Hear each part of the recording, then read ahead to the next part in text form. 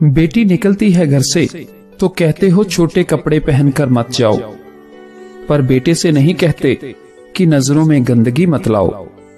बेटी से कहते हो कि कभी घर की इज्जत खराब मत करना, बेटे से क्यों नहीं कहते कि किसी के घर की इज्जत से खिलवाड़ नहीं करना।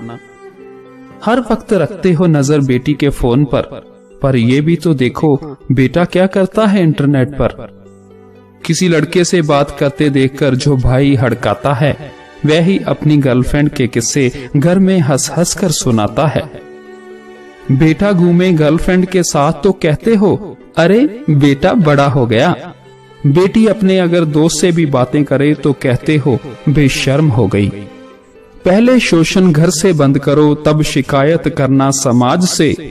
हर बेटे से कहो कि हर बेटी की इज्जत करे आज से।